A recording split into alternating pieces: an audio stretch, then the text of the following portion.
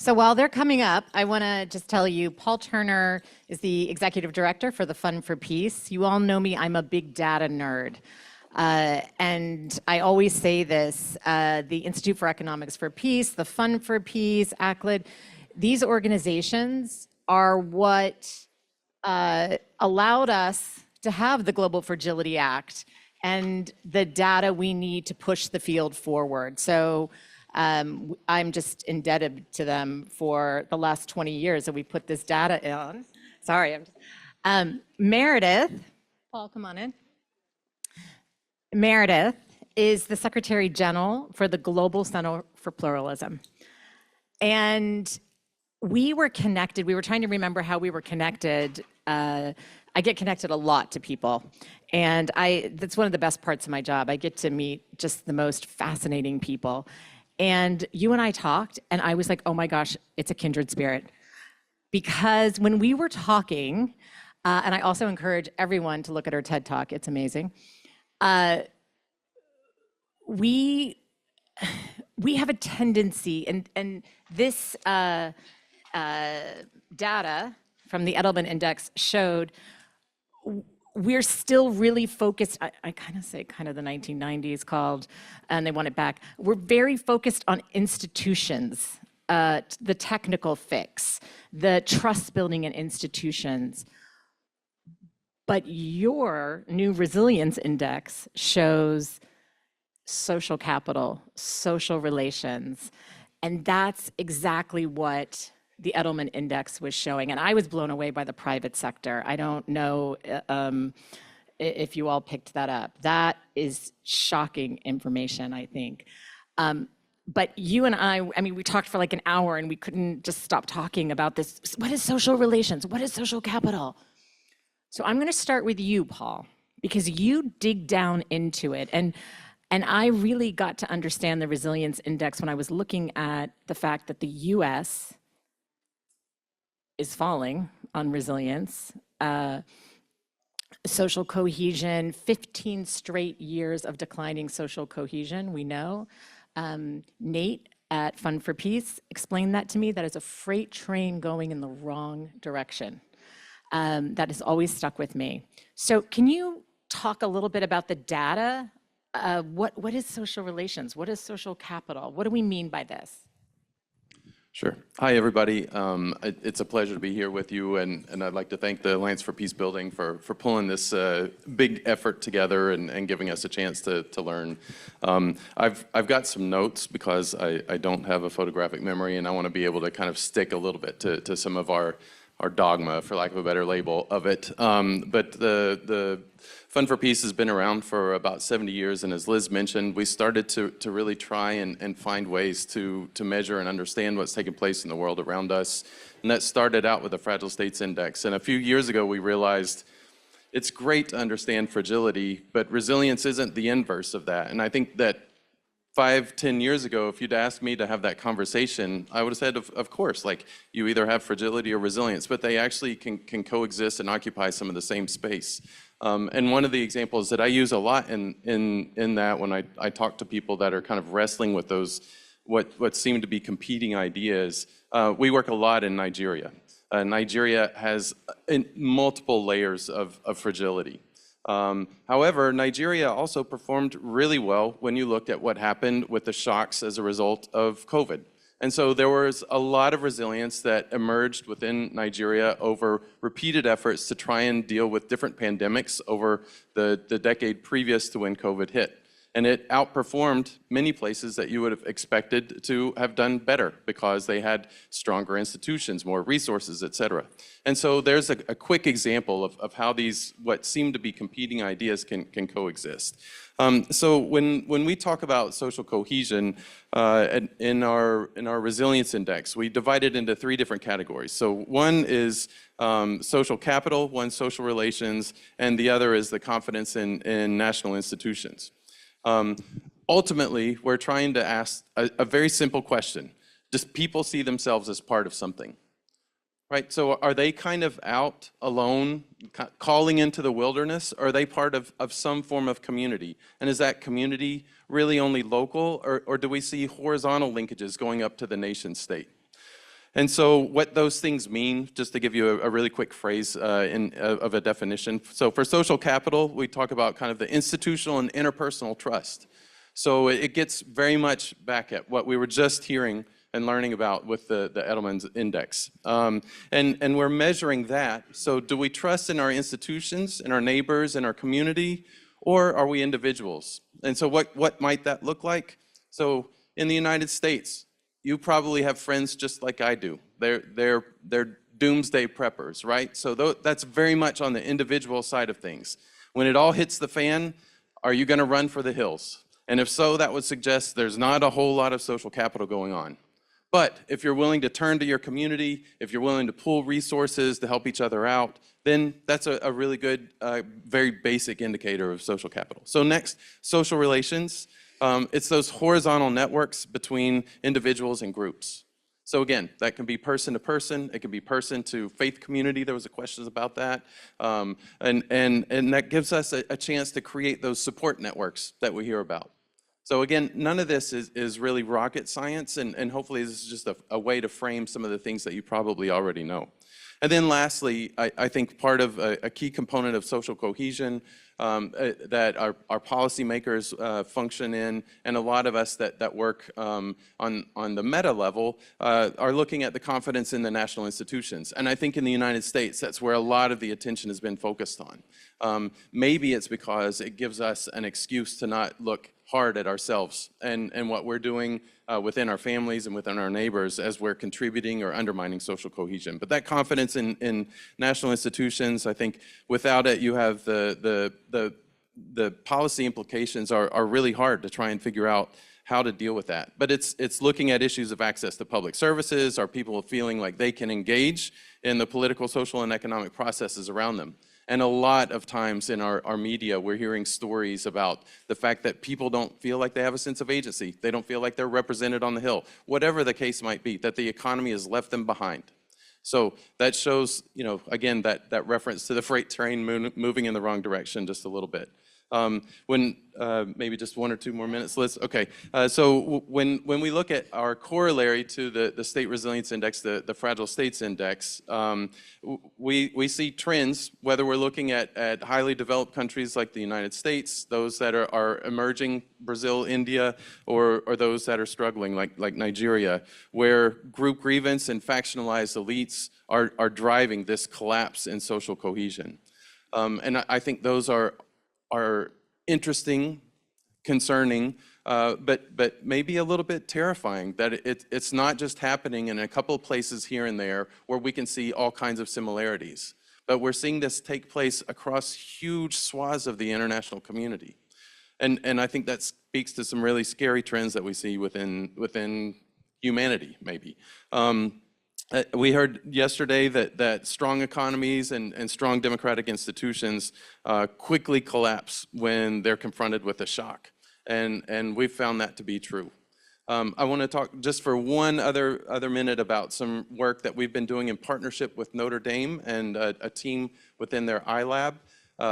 They've been helping us in support of a grant that we received from the McGhie Foundation and conducting research in the ground in Sri Lanka and also Nigeria.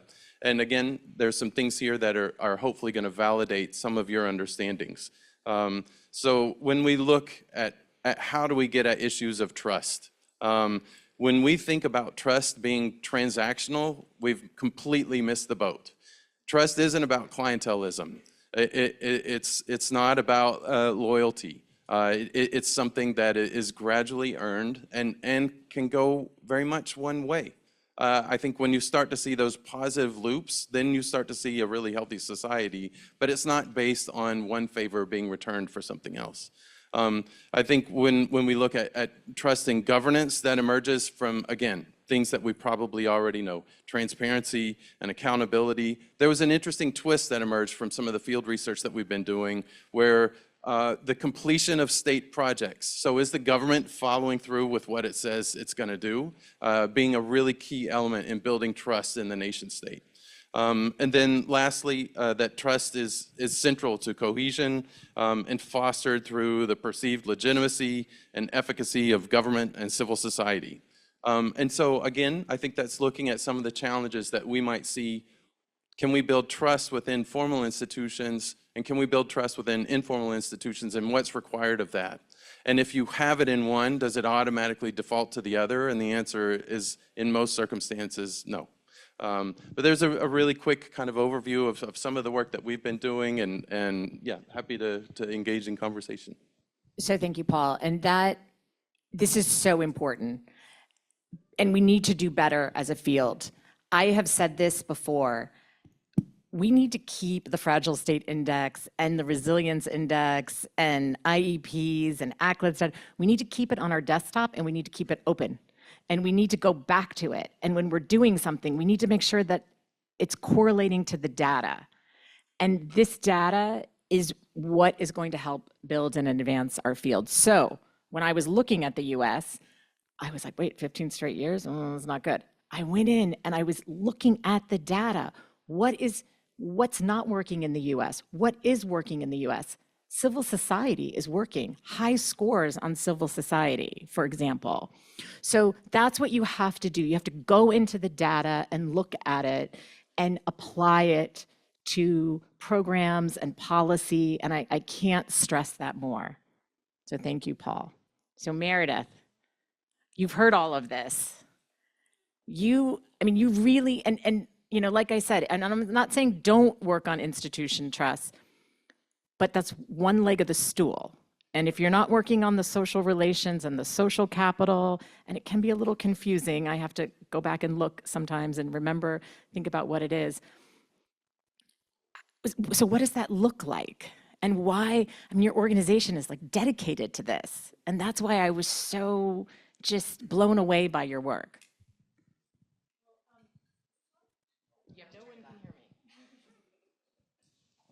There we go. Now you can hear me booming through. Well, Liz, first of all, thank you for dedicating a day on this in the conference. I mean, maybe just to start with a bit of a personal anecdote. I spent more than 20 years working on peace processes in East and the Horn of Africa, in Nigeria, in parts of Asia and the Middle East. And when I got approached by the Global Center for Pluralism, I had a bit of an aha moment that we had been applying, again, institutional, sometimes technical answers to human problems, and it was one of the reasons we were falling short over and over and over again. And one of the things that was freeing to me about coming to the Global Center was being able to take an all-of-society approach to thinking about issues of peace. But the second thing, just on a personal note to say, is I'd been away from Canada for 25 years. I'm Canadian and we're based in Ottawa, and had been spending a lot of time in deeply divided conflict societies saying you must talk to one another and you must overcome your divides and you must find ways of dealing with the past and you must do all of these sorts of things. And thinking that my society was ticking along relatively well, and you come home, and you realize how much these muscles have atrophied in countries and societies where we thought we were okay. And so that was really profound to me in terms of then sort of saying, okay, so what do we do with this in this moment? And that we as peace-building leaders have to be the pluralist leaders to meet this moment. And so what's interesting to me about pluralism is that it's both a frame and a tool. And I've been hearing, I'm sure a lot of you find this, that you hear your issue in things that people say even when they never say the word. And so I hear so much of it, Paul, and everything that you were saying, I was hearing it all day yesterday, is essentially what we're really saying is we have to find ways of living peacefully and productively with our diversity. It is unbelievably hard, but our starting point has to be that this diversity and difference isn't the threat, it's the superpower that we have to figure out how to engage. And too often we're looking at these issues as the threat that we have to manage rather than the issue that will actually lift us up if we engage with it. And so Paul, everything that you've just said, I was sort of nodding and nodding and nodding because I think what it comes down to and where a lot of our work on pluralism centers is questions of belonging, questions of dignity and respect. And when we think about belonging, what do we think about in a society? We think about how do I feel that I am a member of my community? I think about how other people see me. Do they see me as a member of this community or not? And do I have to belong at the expense of them, or do we belong in community to each other? And then do we collectively have agency over the direction the society is going? So are we able to influence these institutions and so forth? And when we think about this from a pluralism perspective, that's the frame that kind of gives us, that's our goal, right? That's where we need to get to. And if we can keep that goal in mind, I think we all take better decisions in the moment, because that goal is an aspiration that is not going to be achieved next year or in 10 years' time. I think President McGhie was talking yesterday about we have to think about peace as the future because peace hasn't been the past, but we have to think about the pluralist future to make the right decisions to kind of get us on that road. But the second thing it does in terms of a set of tools for us is it breaks down these questions of institutions, and we do have to think about our laws and policies and how they're applied and how these institutions are moving us towards or away from belonging. But then it asks us questions about narratives, about the stories that we tell each other, about how we imagine one another. What do we tell our children around the dinner table? I was so struck by President McGhie's framing of this yesterday when she said that as a child, she was drafted into the narratives of her community and her family. And that's really stayed with me, as that we are all drafted into the narratives of our communities. And we have to be so much more aware, and especially as peace builders, of what that actually means and is. In almost every conflict society that I've ever worked in, and in non-conflict societies, one of the deepest political issues is how you frame your education curriculum around your history education. How do you tell the story of the history of your nation is how you're telling your children who they are. And you as a state are telling your children who they are. These are not technical issues. These are deeply human issues. And so I think from the perspective of questions of resilience, of questions of social cohesion, what pluralism really tries to give us is a set of leadership tools that we can begin to employ in some of these spaces without being naive to the fact that this is incredibly, incredibly difficult. So we work a lot on dialogue-based tools for this, on listening, I think was mentioned around this, and on evidence. And so with Edelman Trust, with your work, Paul, and others, we run something called the Global Pluralism Monitor that looks at all of these questions more widely in societies, looks at evidence drawn from yours and other research to say, where are we in Mexico or in Colombia or in Kenya or Nigeria or where have you. But then I think the other thing that's really important for all of us is how are we acting on this? What are we actually going to do? And so a piece that we've been doing since our inception that I think is particularly important is we confer a Global Pluralism Award every 2 years. And part of the purpose of that, and we're going to bring up a couple of our phenomenal laureates in a moment, is this idea of often it's easier to see it in action than to define it through policy and theory and so forth, that we have to see it and we have to understand the kind of the secret sauce of what does it actually mean to talk across difference, to work across difference, to create spaces of belonging with people with whom you deeply disagree or you don't have a level of trust. And so how do you actually start to eke that out in different spaces? And so we're really excited that we're going to get a chance to have a chat with a couple of our laureates in a minute. And that's why it was a phenomenal conversation that I had. And I was like, we have to bring her to PeaceCon too. I'm going to turn it over to you because this is your session now. Fantastic. Thank you, Liz. And Leah and Helena, if I can invite both of you up. And as you come up, I'm going to embarrass you by saying a few things about both of you. I don't know about the rest of you, but I hate reading people's bios on stage because I think it just gives a bit of a laundry list of things people have done rather than the people that they are. But I have just a huge privilege to introduce Leah Baroudi and Helena Puiglarari. Helena is the founder of Build Up and a member of the Alliance for Peacebuilding, an innovator, someone who I've had the great pleasure of working with on Sudan and of course getting to know through the Global Pluralism Award, but really someone who's seen questions of inclusion, of belonging, of pluralism in peacebuilding and taking such an innovative approach to seeing the digital space as a new frontier to be engaging positively, and we're really excited to be talking to you about some of those things. Leah Baroudi is the one of the directors and founder of March, an NGO in Lebanon that has been working on engaging on issues of radicalization, of peace building, and of belonging in northern Lebanon, and a phenomenal thinker and speaker and practitioner on these issues. Leah and I have had a pleasure of working together over the last year. And Leah, some of the things that you have done in terms of thinking through the whole human in your work has just been really, really deeply inspiring. So first of all, a huge welcome to both of you, if we can give them all a round of applause. So you're both Global Pluralism Award laureates from our 2023 cycle, and both of you are real innovators in this field. And I think we all recognize, and one of the reasons we're all sort of here together and so forth, is that we are in a state of crisis as peace builders. And this does feel like a moment when certain spaces feel too divided to overcome, maybe here in the US, maybe in northern Lebanon. That we feel that the social media and the digital landscape is this behemoth that is threatening and holding us back and simply dividing and dividing and dividing.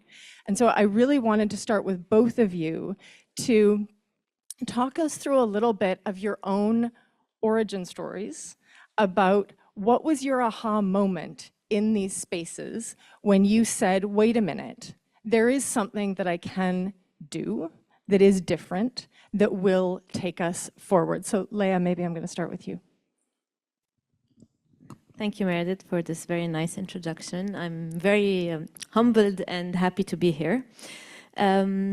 Just for me as a background, because I live in Lebanon and therefore I've lived through a civil war and immigrating and coming back.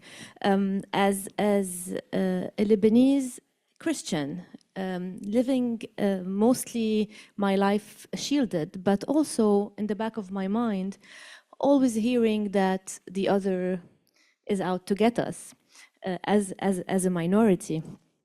When I decided to move from the business world, because I have a background in the corporate world, and to go into mediation and conflict resolution, I wanted to try unconventional ways of resolving conflict. And my initial idea was to use theater to see if I could bring in people who were at war and try to find a cathartic way to reconcile them. And back then, Tripoli, which is in the north of Lebanon, was going through its own civil war that's very similar to what's going on in Syria. So the Alawites and the Sunni neighborhoods were fighting a sectarian political war. And what's interesting about Tripoli, which is a bit different from the rest of Lebanon, is that it has a lot of geopolitical also implications. And a lot of the young men had been also for years crossing the border to fight in Syria alongside extremist groups, or even in Iraq back in 2003 and 4 and even later on, and even in Afghanistan. And so there was this different environment. And so when I decided when I was looking at the news and I said, this is where I want to go and do my play and do the theater, everyone discouraged me. I mean, literally every single person discouraged me, from experts, obviously, to families and friends, but even people who worked in the peace building field. And they were telling me that, you're wasting your time, you're going to get yourself killed, you're a woman, you're a Christian. And you're going to go work with hardened Islamic fighters. They're not going to accept you. They're going to kill you. Even a man can't do that job. I was very determined to make it work, but it took me actually 2 years to actually set it up and convince someone to help me do this. And I very well remember that even the young men who were dragged into out of harassment almost to come and be part of the play, which was only made up of 16. 8 from each side. I remember when rehearsal started after 2 years of struggling to make this happen, even to get like this little funding to make it happen because no one believed in it. I remember that they were coming armed at the rehearsal hall, and I used to search them and find razor blades under their tongues and knives in their socks and guns in their pocket. One of them even came one day with a homemade bomb. These people saw each other as mortal enemies, but because we had told them that the play was inspired by their lives, and they came first out of curiosity and out of the idea that I want to tell my story because people see me in a certain way, and I want to be able to tell my story differently. And when they started to share their stories, they realized that they were much more alike than they thought, and friendships started to grow between them. The play back then was called Love and War on the Rooftop. And we called it Love and War on the Rooftop because these people told us that everything used to happen on rooftops, from snipers shooting at each other, to friends playing cards, to even secret love rendezvous, because there were no spaces for these people to meet. And also I recall during one of the auditions, I was asking one of the young men, do you have friends from someone from the other side? And he said, I have one. And I asked him, where did you meet him? And he told me, in prison.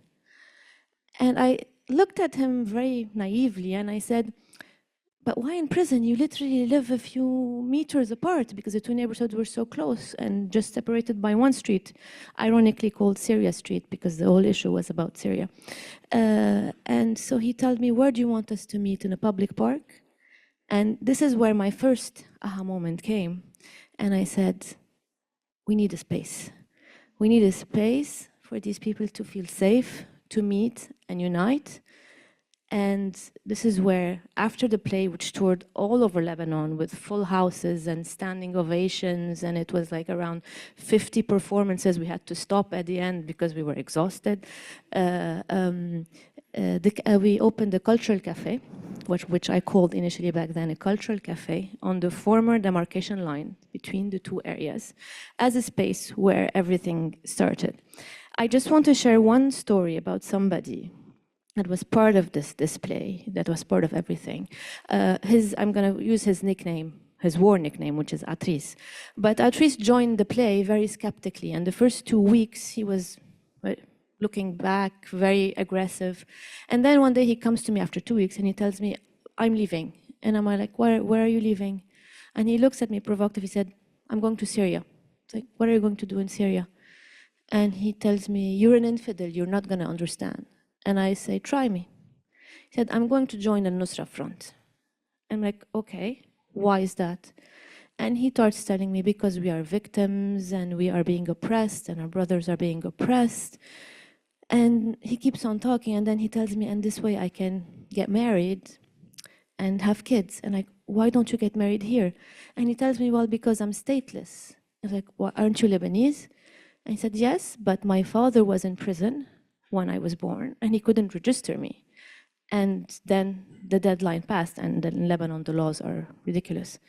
And I told him, can't you wait it out a few weeks? And I told him, let me see what I can do, at least for the legal part. He said, very skeptically, yes, okay. A week later, Atris fell during one of the rehearsals and broke his leg. And the hospitals were not taking him. And one of the young men from Jabal Mehsen said, I have somebody in a hospital that I know that I can talk to. And he took him. Fast forward 10 years. Atris is one of the coordinators here in the center. He has a daughter named Leah. He waited for me to come back from the US to get married because when I was here. And he is working actively close to me on influencing other people, on working on that. What I want to say, because I asked him, what changed? And he said, when you first spoke to me, remember, I felt hope, I felt understood, I felt not judged. And so he didn't tell me, you convinced me because you had logical arguments. You know, you said this and this about it was nothing about that. And he said, and when Ali was the first one to step up and to come and help me, this created a click in my mind. And this is where I realized that the second aha moment is that how much fear is the driver of everything. So we don't say when we hate somebody, we misinterpret it. We think these people hate these people. No, these people are convinced that these people hate them. So it's about our conception of what we think other people think of us. It's not what we actually think of them. And therefore, I'm gonna leave now. But what I wanted to end with is that because conflict is emotional, we should not underestimate the human element in what we do. Leah, I think that story just so exemplifies so many of the issues that came out even this morning about we do need space to connect with one another, but it isn't as easy as just having a space. Where do you find it? And how do you find the catalyst? And what do you do with it? Because you don't start with the hardest things, you start with some of the human conversations. So thank you. I think connected to that, what is the space online where we engage? And so, Helena, your aha moments in your origins. Thank you. And that's a very hard story to follow. This is such a wonderful and inspiring story. Thanks, Meredith, also for bringing us here to talk about this. So I don't think I've ever told you that the other co-founder of Build Up, Michaela, and I met in Sudan. We were actually working together on a UN program in southern Kordofan. We lived together in Kadugli, and this was a program which was a program that worked with a local reconciliation body. And what we were doing is we were trying to use different data and GIS technologies to essentially get a sense of what local communities thought about the conflicts in southern Kordofan. And it was like we used the data essentially to bring more voices into a dialogue about the local conflicts. So what we were doing is we were mapping perceptions of conflict from different communities alongside hard data. And it was a program that actually had quite impressive results. When South Kordofan went back into fighting in 2011, the places where these local communities had come into dialogue around the data actually had very high levels of resilience. So there was much less fighting in those communities than in other communities in South Kordofan. And this program was actually happening at the time when tech activism was really waking up in Sudan. So I don't know how many of you followed that period in Sudan, but I was doing a lot of volunteering work alongside my UN job to support various groups like Sudan Change Now, Garifna, that later became really important to the revolution. And I think already then what we could see, and this is the connection that I think you were trying to make about different spaces, what was that technology was also being used to shut down and to manipulate narratives in Sudan. And this is something that continues to happen in the conflict now, and we've seen it in our work together recently, Meredith.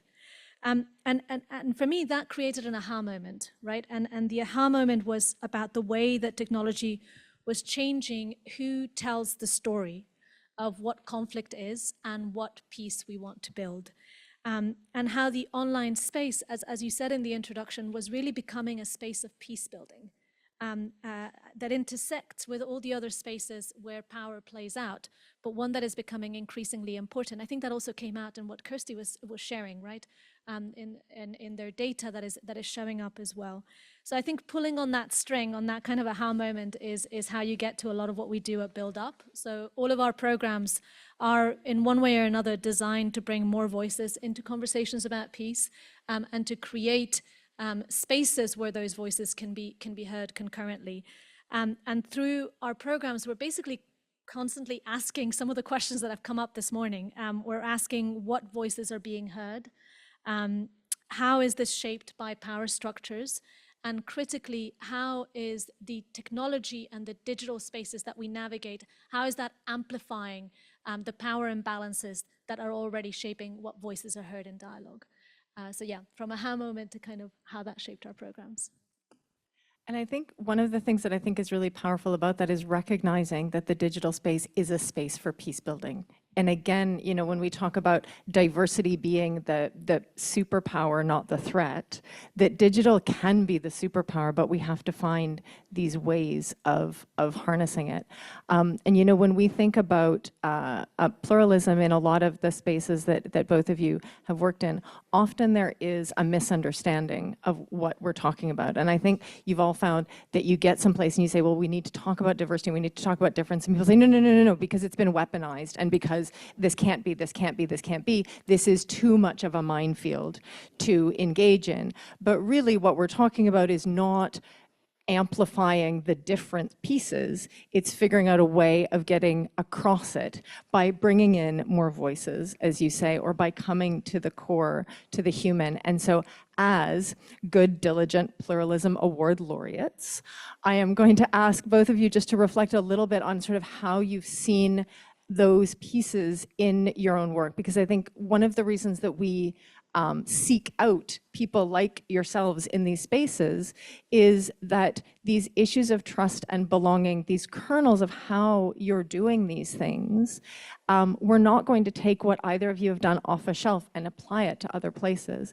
But there are elements that are kind of under the skin of the work that you've done around trust, around belonging, around how you've utilized pluralism as this space to sort of eke out a space that maybe you didn't believe could have existed.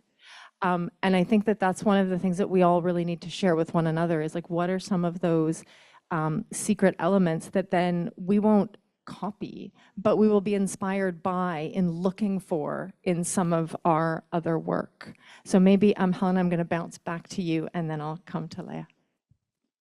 Sure, and actually one of the really interesting things about the Pluralism Award was having to think about how pluralism shows up. Because a bit like Liz was saying, it's maybe not the first thing that we're thinking about in our work, but once you start thinking it through, it makes total sense. But I do think that there are some misconceptions about pluralism, as you were saying, and there's two in particular that bother me. The first one is this kind of naive position that pluralism is just more voices, right? When we know that more voices in some cases means fragmentation and polarization, right? That is in fact the case with a lot of digital space. And in other spaces, it means bridge building and consensus. So for me, it's not how do we create space for more voices, it's what spaces, what principles, and what processes. And this is something, I mean, we think about it in all our programs, but recently I've been thinking about this a lot in the context of the recent protests in Kenya around the finance bill, the Gen Z protests they're called.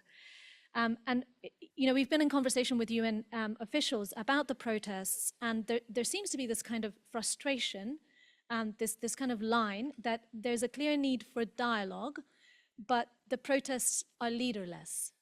They're fragmented. They're polarized. We don't know who to talk to. And some of that is true, right? And some of that is because the medium through which a lot of the protest movement has communicated has been social media. So we're talking about a fragmented medium that is prone to polarization and to manipulation, and that is turbocharged by algorithms that actually promote that kind of polarization and manipulation. So a lot of the conversations are happening on X, on TikTok, on Facebook. These are all mediums that are fragmented and polarized. But it's very different when you hear the same voices, the same people who are speaking on X or on TikTok, on the radio, on a program like The Situation Room, if some of you follow Kenya. It comes out very differently, right? And so I think what we're talking about with the UN is what kind of digital space could foster deliberation in a way that is constructive. Kirsty said in her remarks that you can't fight the dispersion of authority.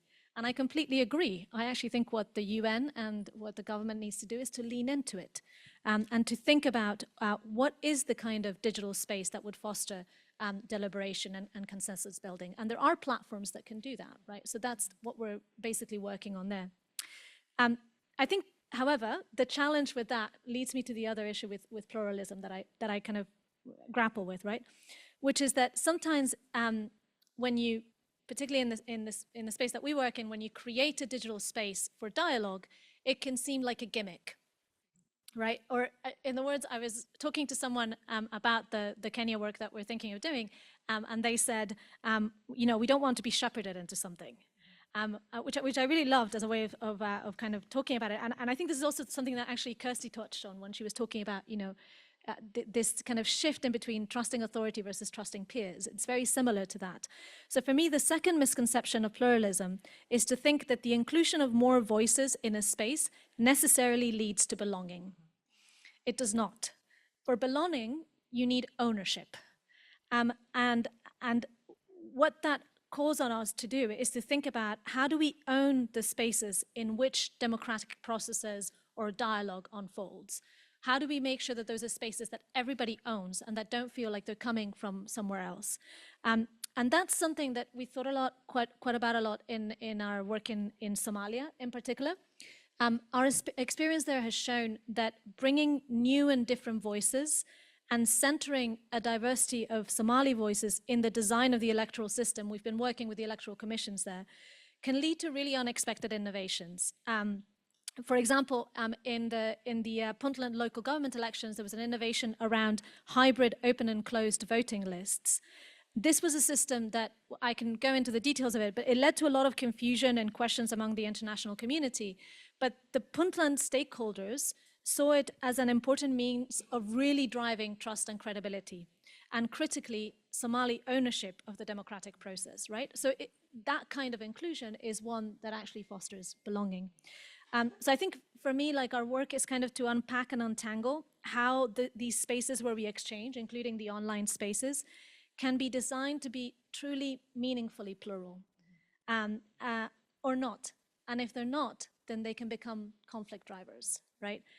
So we work to kind of try to give people agency over and within these spaces so that pluralism is really something that fosters dialogue. You know, one of the things that I think was referenced in one of the questions earlier that I think is so important of what you're describing in terms of creating spaces that are spaces of belonging, that are spaces that are owned by all of those actors that are in that space, also requires trust of those of us outside who are engaging with those spaces. And I think about this in terms of the joint work that you and I have done on Sudan, where huge groups of Sudanese civilian leaders are needing to have months of consultation and discussion. And a lot of the donor pressure was, get it done, we want a meeting, we want a meeting. And they kept saying over and over again, you need to give us the time to create something that everybody owns and that is a space of genuine belonging. Absolutely. Leah. Yes. So basically, Elena said a lot of things that resonate with me, but I just want to add, first of all, I think my problem is that sometimes when we work on peace building programs or anything, we get so focused on the process and on the activity that we forget what really matters, because we could have the best process in place and the best, set of things that we need to do. But if these things do not make people feel a certain way, we have lost the battle. What I want to say is that because conflict, and someone said it yesterday, conflict has an emotional appeal, it has no logical or rational explanations.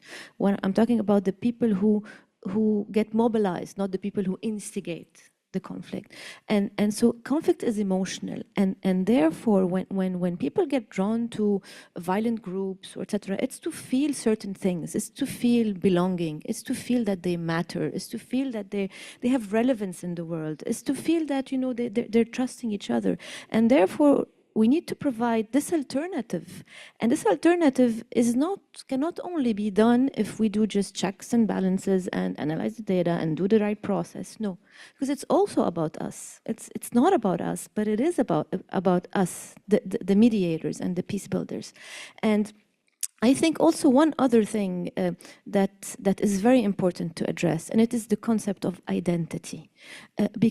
Because conflict is emotional, one of the main drivers of conflict, besides the need to belong and to matter, etc., is the threat, the perceived threat to one's identity. There's a book that I recommend everyone to read if they haven't. It's written by a Lebanese French author that's called Amin Malouf. And the book is called, in French, but I've translated, but it's translated in English as well, it's called Murderous Identities.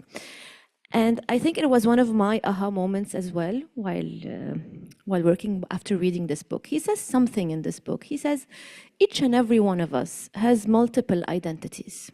So whatever, I'm a Lebanese, I'm a Francophone, I'm a Christian, I like art, whatever. What happens is that when one of these core identities feels threatened, it overtakes all our other identities. And this is how radicalization happens. This is how conflict happens.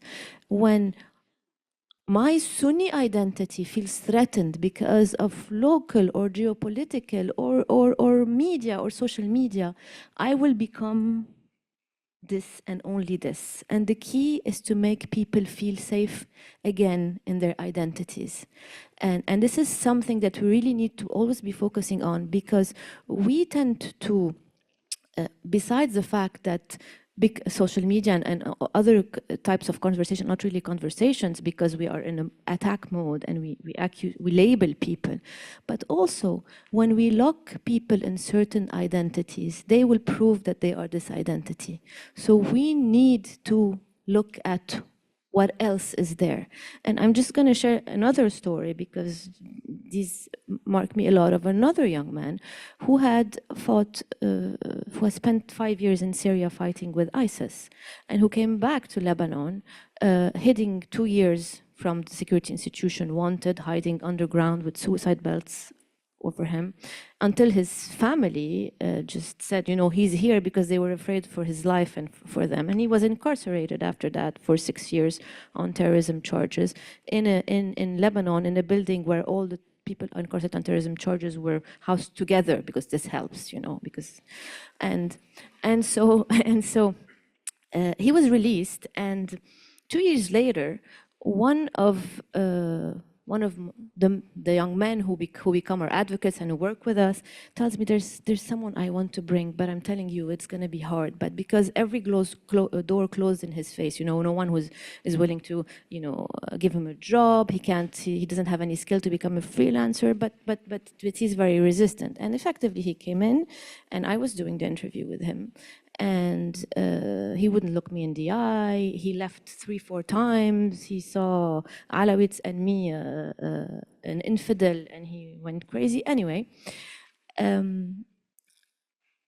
fast forward today, 5 years later. Oh, what I wanted to say also, because it's something that he admitted to me later on, that when he was in prison, he saw, because they have TVs in the terrorism building and they have access to everybody, you know, and he saw on TV the play and the cafe. And he was like, who are these infidels and these traitors? And when I come out, I want to throw a bomb at this place. And he tells me later on that he was all the time passing by, but he was, you know, a bit worried. And he said later on, etc. And when he came in, and he was saying, how can I belong here, and how can I do this? And when I asked him, because 5 years later, he is besides being a mentor for the other youth, he is head of security at our place. And when I told him that 2 years ago, he started to cry. And I asked him, please tell me what's your trigger point. Tell me. And he said, you know what? The sessions are great. The anger management sessions are great. The psychological support group supports are great. The learning evocation is great, but that's not what changed. And I said, what did? He said, it's the first time in my life that I feel like a human. And it's the first time in my life that I see other people like humans. And for me, this is the wins, because now he is somebody who has lived through hell and who can have much more influence than I can on changing people. So, wow. You know, Leah, I think coming back to this question of seeing the human is so critical. And I think that we often think of, you know, a story that involves organizations like ISIS, which have become sort of almost an archetype of that, of extremism and so forth. I think it's also really powerful to remind ourselves that we need to do this in what feels like the less extreme every day in our societies and spaces, and we often don't do that nearly enough. Helena, I wanted to just share an excerpt of the submission that Build Up had made when you were applying for the award. And one of the things that you wrote was that a peaceful society is not one void of conflict, but one where all voices can negotiate a shared understanding of peace. And it asks the question, who decides what peace we are working to build? And I think that really speaks to your points on ownership. And so I just, as we start to wrap up, although I'm conscious I didn't bring up a watch or a phone, so I know Liz is just trusting that I'm not going massively over time, and I'm out of time.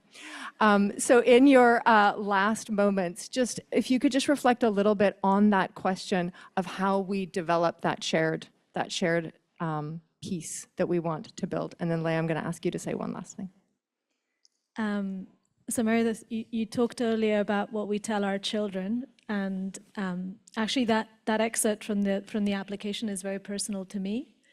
I'm from Spain, and what comes before that excerpt in the application, because I looked it up, is a mention of something in Spain when Franco, the fascist dictator, celebrated 25 years in power.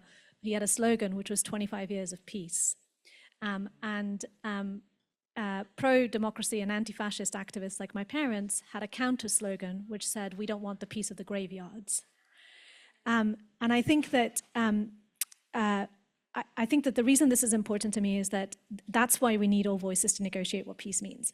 And sometimes when there is pressure to get to a ceasefire agreement or to get to an agreement of some kind, there's a tendency by all of us to, in the expediency of that moment, cut corners and not focus on a plurality of voices. But I think that leads to the peace of the graveyards. And I think that's why the work that we're doing in Sudan is so important, Meredith, because we are trying to avoid the peace of the graveyard. So in Sudan, we've been supporting, I will say very shortly about this, so we've been supporting TACADOM, which is the coordination body of the democratic and civil forces of Sudan, to create more spaces for inclusion of a diversity of voices into a vision for a democratic and peaceful Sudan. And one way they've been doing this incredibly is they had this founding conference that brought together a really big diversity of Sudanese delegates. They've set up 43 centers in diaspora capitals and inside Sudan to continue consulting. The small piece that we've been supporting some of that work, but the small piece that I want to highlight is that they also realized that they needed to reach more people than they could in person. And so we helped to set up these digital consultations, which essentially use a combination of a WhatsApp channel to disseminate information and then a deliberative platform called Polis, which I'm happy to give details to anyone about later. But the key thing about that platform is that rather than being like social media where things get fragmented and then it's very difficult to incorporate what is a consensual view, it actually drives towards consensus. So TACADOM can ask a question, people submit answers in their own words, and then they can also vote on what other people said. But critically, what comes out of the platform is that we find the answers that have the highest group-informed consensus. So not the answers that have the highest majority votes, but the answers that are most likely to be agreed upon by people who otherwise would disagree on other points. And this is really important because the last consultation we ran with TACADOM on this was actually on the Geneva Peace Talks, which is a different story, but we did run one on that, and over 5,000 people participated. And what comes out is, actually here are some positions that are consensus positions. And of course, not everything is consensus. And of course, consulting many people complicates matters, but it also makes any dialogue more real, right? So to be honest, I feel that a little bit about any tech spaces that complicate peace processes and that also fragment us. I gave a session on digital technologies at this mediation course that the UN runs every year. And the first question off the bat from one of the senior mediators was, can you just make it go away?